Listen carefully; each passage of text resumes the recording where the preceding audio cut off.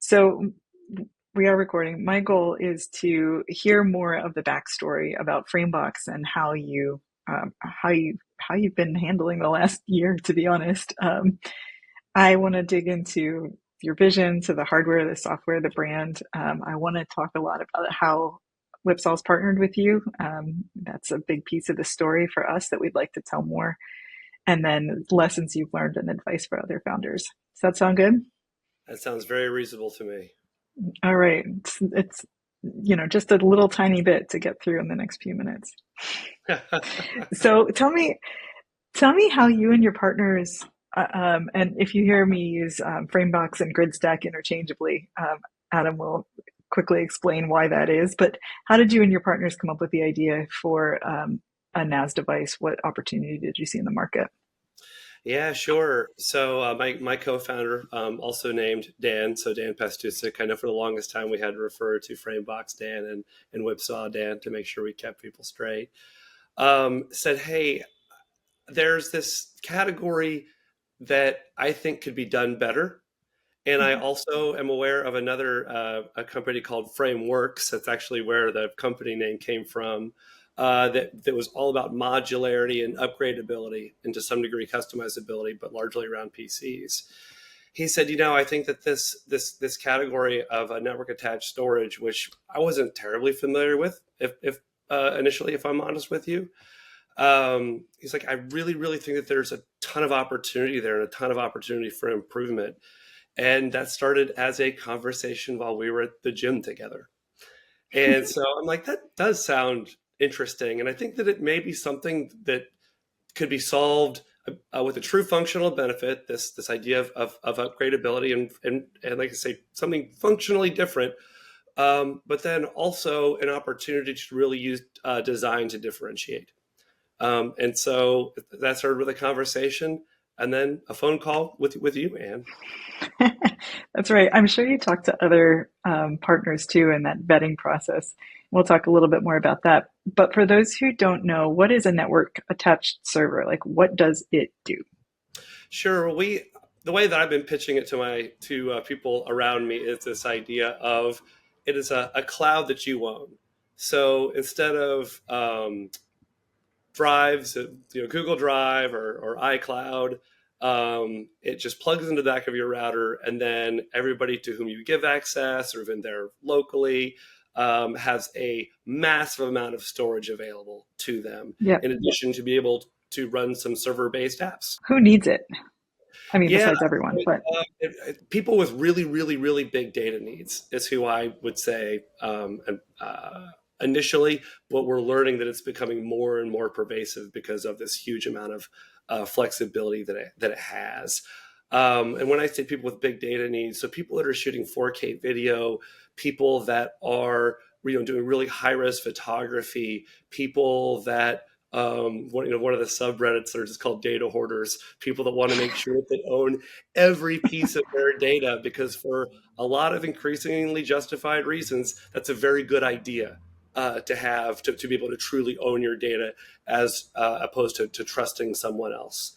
So we in particular, aside from just saying people with big data needs, we found that this like sort of grouping of a potential target that felt really, really untapped, which we're calling like creative professionals. People that day to day, they're not just interested in the tech of it, although we find they're a little tech oriented, but people that just have just drawers full of external hard drives that need some kind of an organization and some ability to collaborate with others on those work projects. oh, that's cool. When was the moment that you and Framebox Dan were like, "Yep, we're gonna do it"? Well, I'll tell you, I think we were going to do it in one way or another, but when I really got excited is after actually our call started to progress a little bit, and like, and then we talked, I think, to some of your designers initially, and I talked to Framebox Dan, and I'm like, Dan, I don't think that this could just be kind of a cool thing that maybe we put on a crowdfunding site. I think this could really be something, and we got to talk to the finance people and say, hey, we know this is an investment, but we're real excited about it, and we think it should be a go. And that was in November of last year. Yeah. So you are 14, 15 months into product development. Let's share what we did. So Whipsaw did the industrial design, the brand foundation, the website. Well, not just the brand foundation, but the whole brand for what is Gridstack now. So we'll use Gridstack going forward. Um, what made you decide to work with Whipsaw rather than using an in-house team? Why? In terms of brand design or both? Both. As a first time hardware founder, early stage, limited in terms of capital, that these were really big decisions that you had to make. And as you were evaluating your approach to developing products, what was it that made you decide one to use an agency and two to use Whipsaw? Yeah. Okay. Yeah. Well, as you say, a first-time hardware founder, and I read an article once called "Hardware is Hard," and boy, is it. Um, I will say, with we'll call them scrappy resources. I'm always in a position where I have to place bets. Always saying, what's the most important here? I can't just fix a problem with money, as if when I was with giant corporations, right, who had those resources, and design, and then the brand built around it are two bets that I'm like, these things are critical. And my uh, backers, like the investors, are like, well, if you say so, if those are the things that are critical, then that's where we'll go ahead and invest. And so for me, it was almost there was almost no ambiguity that we needed design and brand expertise. And I know people sometimes use brand and marketing interchangeably.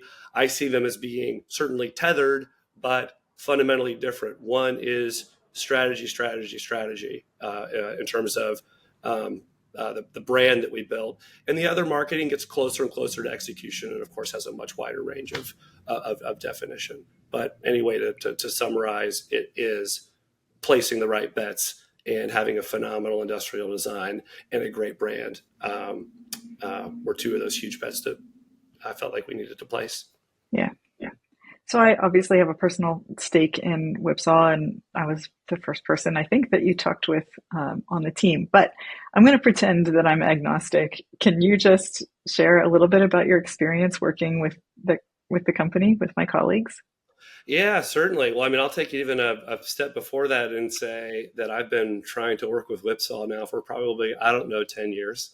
I was just never quite, I've been a huge fan of the work. I mean, even going back to, no kidding, I used to be in consumer packaged goods, and the original Brita picture. And I'm like, this is just a beautiful design. Like, it's almost designed better than it has to be. Like, it's just like a gorgeous object. And so you start to become a little bit of a design fanboy around these different agencies, and the portfolios speak for themselves. And I'm like, and again, I'm talking to my partners, and I'm like, y'all, we're not going to be able to afford them. Like, I don't want to get your hopes up. And even if so, they have to be excited about the project that we're working on. And I'm like, so it's a long shot. And then we talk to you, and you're like, yeah, we think this is something that we can make happen. And I'm just like, I can't believe it, but yes, like, outstanding, sweet. Yeah, so that was, I mean, no kidding. In terms of working with the team, I mean, it'll almost spoil you, like, as a client, right? Because week after week, the things that the team says that it's going to do, it does. Like, and I know that somebody should, like, hey, you've hired people, don't shouldn't that just happen? Well, as somebody that's been managing agencies, or having been the lead contact for agencies for almost my entire career, I can tell you that is a not something that you should take for granted. I'll just put it that way. The level of ownership that comes from working with the Whipsaw team. I even from the initial industrial design stages, where we would have several different designers come in, and everybody was like pitching their own, like they would come in with an idea that wasn't just sketches, but like they build it out of maybe some 3D modeling, and they're like, this is why my thing is awesome. right? And I'm like, yeah, these are all like fascinating ways to go. Of course, we had to go in one direction eventually, but there was true individual ownership there from the beginning. And then maybe my favorite example of this is that as we've moved into creating, a production ready design, not just the industrial, but ready to actually make something that's fully manufacturable. We're working with a very talented mechanical engineer and production partners, Brendan Lake, and doing everything he could to stay really, really true to that industrial vision. But it got to a place where he'd be like, "Hey, can we make like man, physics or physics?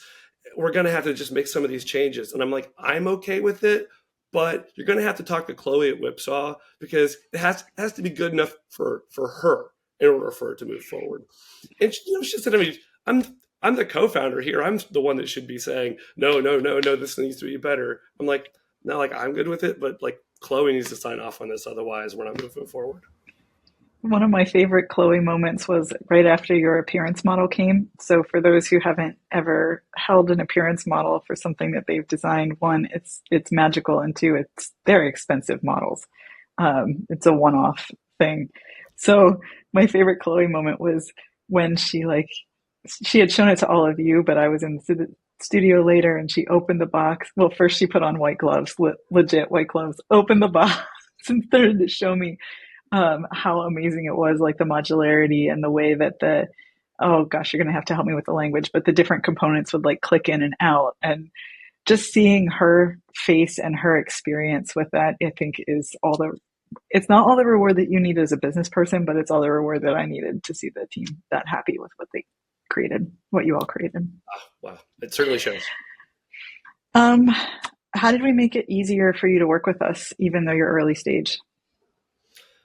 Oh boy, I mean, well, I'll underscore those things that I've already described. I mean, just delivering at an extraordinarily Mm, high level of execution consistently. I think is just something that's yep. been huge. Um, Phenomenal project management. Keeping us honest, to be like, here are your key decision points, and being really clear about this is a key decision point because y'all have been through this, a million times, and we haven't. Like we Mm. haven't.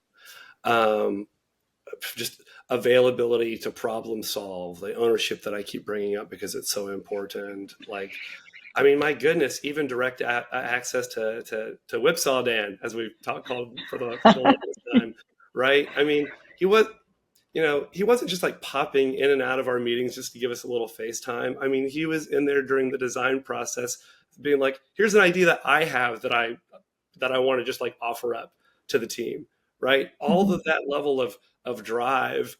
Um, that it's not that it just makes it easier; it makes it excellent. But yes, easier too.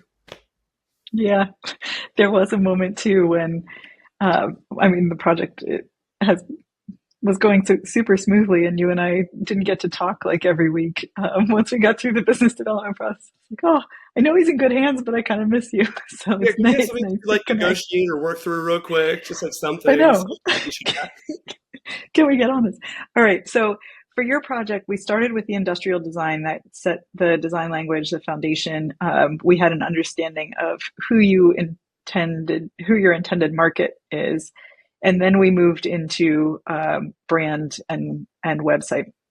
What were some of the biggest design challenges or design decision points that you encountered along the way, and how did you navigate those? Because I've done brand strategy for a long time, and I'm a huge believer in that brand isn't just like a wrapper that you put around a product that you've already built, like with a pretty color palette and a logo. That you should be thinking about brand from time equals zero. You should start to say, this is who this is specifically for. It must be for somebody. It's got to start with, you talk to people and you're like, well, what's your thing good for? It's good for everybody. Well, no, not really. Like, right. It's got to be for somebody specific. And so therefore we've got to make really, really clear brand and design decisions. Absolutely starting with the product and having that carry all the way through. So what are we going to differentiate on? What are the things where we just have to check boxes? What are we really going to differentiate on from both, from a product specifically, and then of course, inextricably linked to brand. Um, from time equals zero was just critical for us. What are you proud of about where you're at? I mean, the fact that we almost just have a physical thing in the world that, like, what, uh, 13 months ago didn't exist is quite something. But It's like a baby. yeah, right, yeah, truly. Um, and you know, in a category of black boxes made out of plastic, like to have this gorgeous object, and of course I'm biased, I get it, but every time I would engage with, maybe I'm talking to a PR agency, maybe I'm talking to a social media agency, maybe I'm talking to the actual marketing agency that we're going to have actually to go to market with, people are like, this thing is beautiful, like this thing looks amazing, and they want to work with us simply just the design language on its own. Well, for a category that maybe isn't like the sexiest in the world, storage, um, I'm just really, really, really proud of how it turned out. Like the object itself, and then the brand that was Yeah. built as part of it. Yeah. Amazing. I know our team's really proud of it too, and we're excited to see it out in the world. Let's talk about lessons and advice for other founders, people who may be considering a hardware product, whether they've done it before or whether it's their first time too. Do you have some advice? Not. I guess my question is kind of two parts: advice for them in general, and advice about working with an agency. Yeah, sure. Well, I'll say with an agency first is start with a really, really tight brief. Know exactly what you want so that the agency knows what your expectations are.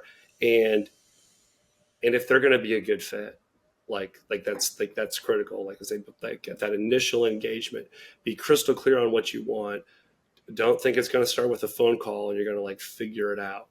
Like you're really, really, really going to need to know what you need out of an agency to pick the one that best suits your needs. First thing I'll say. Um, the other thing that I will say is get ready to make really clear decisions while you're in the room, fast decisions. And that's a thing that I can say, there's a lot of downsides about being a startup in terms of resources. But one of the best parts of it, though, is that all the decision makers are in the room. Leverage that, right? You don't have to take this back to a committee where VPs will kick it around and like sand off all the sharp, interesting edges. You can be there with the designers and say, this is cool. I'm not so sure about this. Let's move in this direction. So being decisive is something that I think is just like unbelievably important. Like lessons learned, it's going to be cliche, but I'm going to say it anyway. No matter how much time you build into the schedule extra, you're going to need more. So plan for the worst and hope for the best is the best way that and don't deceive yourself that no matter how talented whomever it is that you're working on any number of the vectors that we've been talking about, you're gonna need a backup plan and a backup plan to a backup plan. Mm-hmm. For sure. I think, you know, one of the next questions I had is if you had to start over, what would you do differently? And I think I have taken a lesson away from this, which I guess I knew but should have been more clear about, which is Chinese New Year. Happy Chinese New Year to all who celebrate is a major thing that just stops. And so if you're producing things in China, plan for that, right? Plan accordingly. That's right. Yeah. And Yeah. shipping takes longer than you think. Shipping. Shipping, Oh my God. Yeah. So because what's that involves. next for Gridstack? So we are just incredibly excited to go truly live for pre-orders. It's going to happen in the next 24 hours. Knock on wood, it's going to happen in the next 24 hours, which is this huge moment for us. We've been kind of like going intentionally going live in stages here. It's first about putting up the 80% of the site that we had done and collecting some emails and getting social media up and rolling. But like tomorrow we're going to actually offer this up. Like that's the first thing. And then just shortly after Chinese New Year, we're going to get our first functional and cosmetic hand-built prototypes that should look awfully close to the ones coming off their production line. So we get to get these out in the world with real people, with influencers who can start to really, really, really announce this to a broad audience. So I will say that. So just functionally, those two things are huge milestones for us. And then if this goes well, I mean, then it's going to be, we are going to be launching or starting to design the next thing that we're going to build, which starts to just all over again, right? Which is like crazy exciting for me. Can't wait. The feeling that I have for you is right when the roller coaster gets to the top of the hill, just like you're still looking at the sky before it plunges over the other side. So Yes, enjoy plunge that is the ride. exciting part of it, but back to the beginning, Yes. right back to the beginning, right? Yeah, yeah. No, I hope that it's been, I know how consuming it's been for you. I know how hard you and the rest of the Gridstack team have worked. I know how hard the Whipsaw team has worked. So anything we should have covered and didn't? Oh, I don't think so. Other than, I really wanted to make sure that we were so clear about why would you want to do your brand and your industrial design all as part of the same agency. Usually, those are two different specialties. Not always, but many times people would think about that. People that are phenomenal industrial designers may or may not do brand work as part of what they're great at. Sometimes they're together. But as per the previous point of saying, hey, brand is 70% the thing you make and 30% the things that you say. Having there be a seamless transition, and I mean, we still even had the people building the product in those early meetings of the brand strategy, and then the eventual manifestation of the brand. There are some huge upsides, and not just in terms of time efficiency, but that ownership again is already built. People that already understand what you're doing. I mean, there have been conversations in the studio, I assume, about it. It just made it that much clearer as opposed to having to start almost from scratch, which is what we would have had to do if we would have gone with somebody that has branded themselves as a brand agency. Yeah, for those who've never been in the Whipsall studio, it's in Potrero Hill in San Francisco, and we have just under 30 folks there. About half that team is industrial designers, and the rest is made up of mechanical engineers who make sure what we're designing is feasible, and then experienced brand designers, researchers. They all sit together, and so for us, it's really easy to have someone who's going to be designing the logo, for example, understanding why the product is modular and what that means, so that they can carry an element like that forward even into the logo, which you can see with Gridstack. So just context there. You got to experience it. You were local, so you were in the studio pretty often. Um, except when I was there, I feel like a Yeah, little personal we twinge can fix there. that. Were you? We'll fix that. No. But I think that is the long and short of it.